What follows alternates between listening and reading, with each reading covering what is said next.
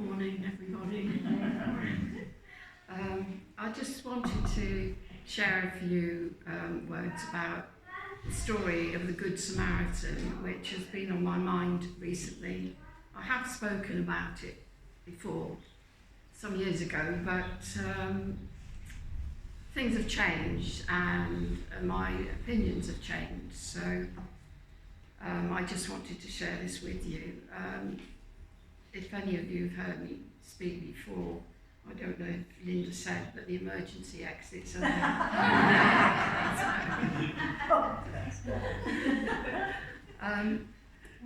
who has not heard of the Good Samaritan? The term is often used to describe a person who goes to the aid of someone in trouble. You may have heard of a telephone helpline called the Samaritans, and there's also a Samaritan's Law which offers legal protection to those who give reasonable assistance to people who are injured or in need. So why did Jesus tell this parable? He told it to answer the question, who is my neighbour, asked by a lawyer or a student of the law. The story can be found in Luke 10, which Dias will read.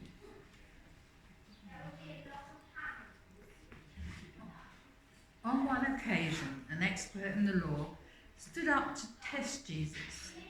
"Teacher," he asked, "what must I do to inherit eternal life?"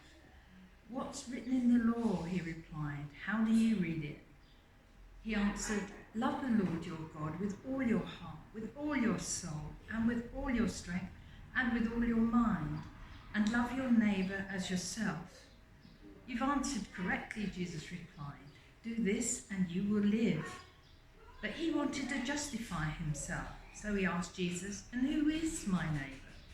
In reply, Jesus said, "A man was going down from Jerusalem to Jericho when he was attacked by robbers. They stripped him of his clothes, they beat him and went away, leaving him half dead.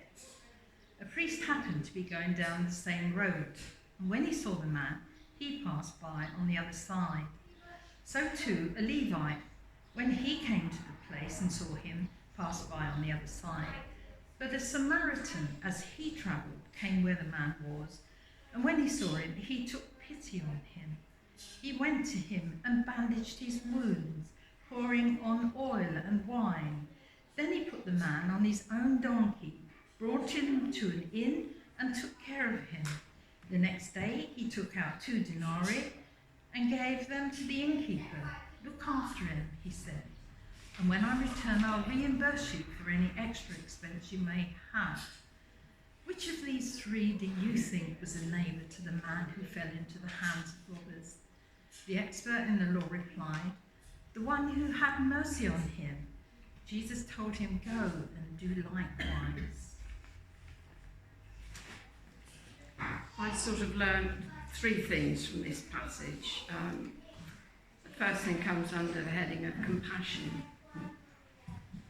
The first 2 people to pass by this injured man were a priest and a Levite, or an expert in God's law.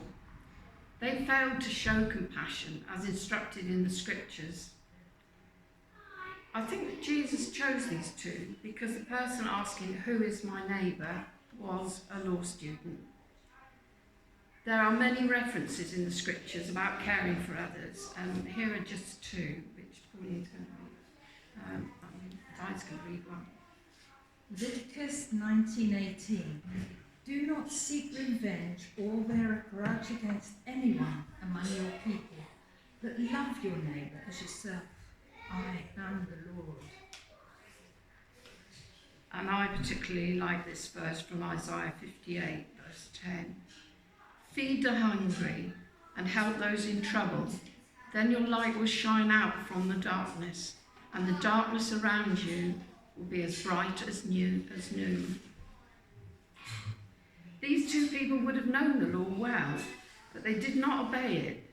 So the first 2 people who did not offer help knew the law but did not act on it because they were human and their hearts weren't right. We may be able to read the Bible from cover to cover and quote chapter and verse, but we're not perfect, so we don't always act on it.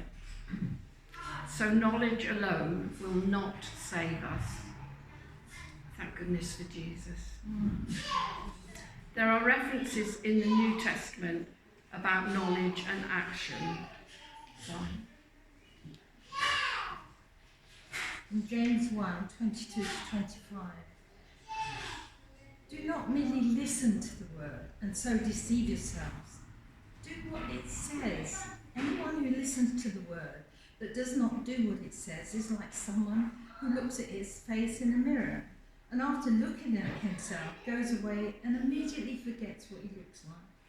But whoever looks intently into the perfect law that gives freedom and continues in it, not forgetting what they've heard, but doing it, they will be blessed in what they do. The second thing I learned from this passage entitled Cash. We're told that if anyone has a need and we can help them, then we are to give freely and generously without expecting anything in return. As told in Luke chapter 6. 35 to 36. But love your enemies, do good to them, and lend to them without expecting to get anything back. Then your reward will be great, and you will be children of the Most High, because he is kind to the ungrateful and the wicked.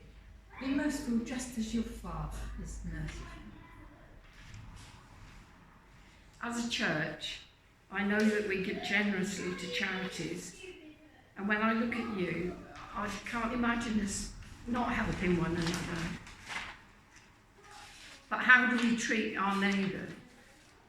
A neighbour being anyone we encounter.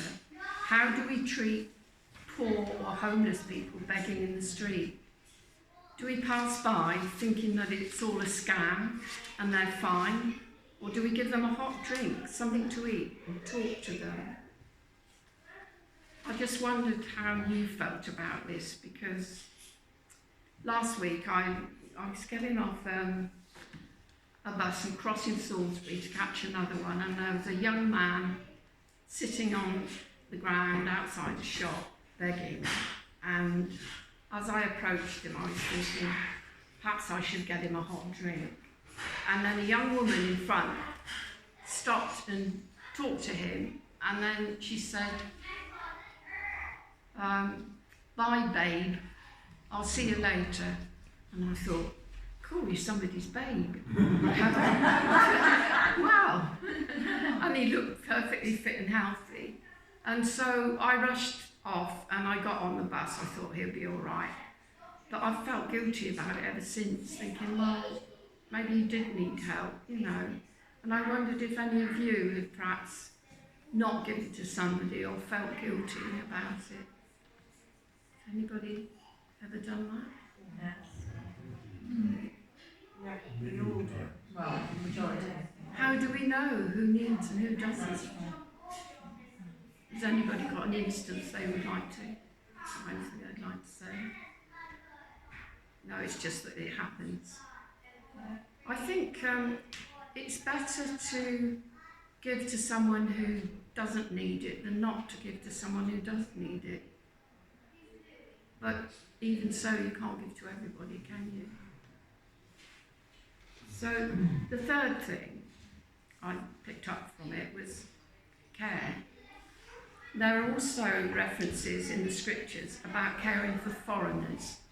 And here are two examples read by Di. Leviticus 19:33-34. When a foreigner resides among you in your land, do not mistreat him. The foreigner residing among you must be treated as your native born. Love them as yourself, for you were foreigners in Egypt. I am the Lord your God. And from Deuteronomy 10:18-19. He defends the cause of the fatherless and the widow, and loves the foreigner residing among you, giving them food and clothing. And you are to love those who are foreigners, for you yourselves were foreigners in Egypt.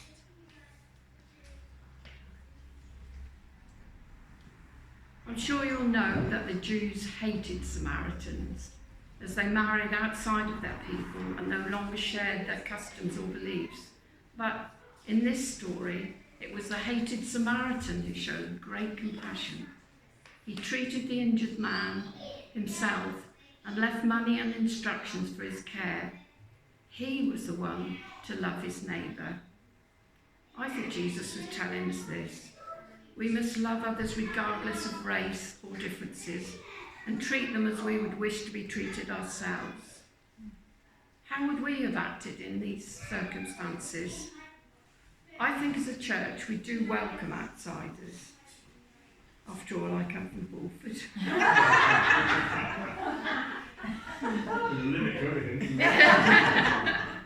What about foreigners in our land, for instance, illegal immigrants? Of course, we should offer a safe haven to refugees fleeing from torture, beatings and worse. But does that mean we help everyone?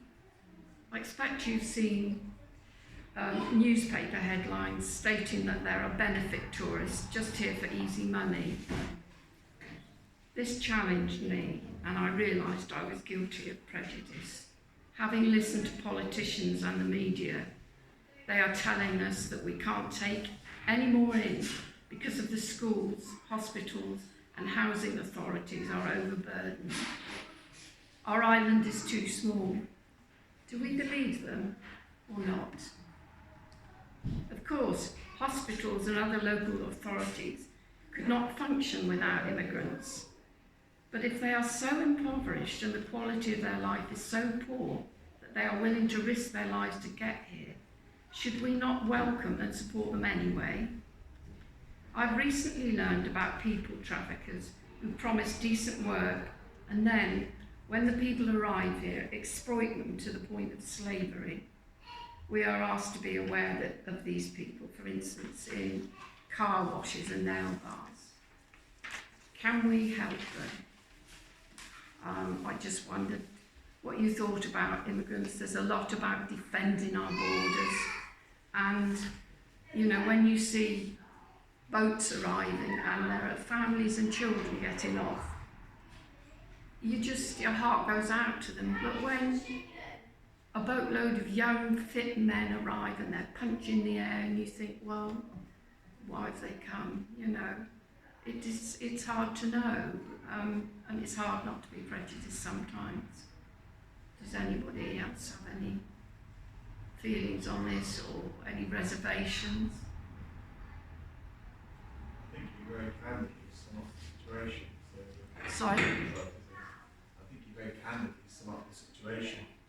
So I think thank you very much for bringing that. And then to actually answer the question, I'm afraid I don't know. Because as you rightly say, it's easy to sympathise and empathise with the families that are presented before you. But equally, you don't know if all those men, for instance, the second scenario you described, you don't know if those men have actually got families back where they come from, and they're really happy to be here. Just to support them, yeah, yes, send the money back. You don't know, do you? Yeah, it's a very complex one. But I noticed, I looked in a nail bar, having read in the papers, and I saw some young, they looked as though they'd come from somewhere like Vietnam, young men doing nails. And I thought, well, there might be a language barrier. How do we know? How do we know? We don't, do we? No. I think the only other one, so for them, I haven't really got an answer to it, but it's certainly one to think on. The only one to look at also is our unemployment status. And Yes. say, because actually, if someone realise when they've gone, as we saw with Brexit, actually, Yes. the vacuum in society that they now leave, that wasn't perhaps appreciated before. So that would be Well, to look at. my own dear Michelle is an immigrant. She came over from Brazil with her family. She's now highly qualified and works long hours in the NHS. And she's an asset. And there are many like it. So, just to sum up, I have had to rethink my attitude towards illegal immigrants and no longer use that term. They are all refugees. Jesus' lesson doesn't end with the Samaritan and the law student. he's still teaching us now. So I'd like to leave you with these two questions. Who is my neighbour? And am I a good Samaritan?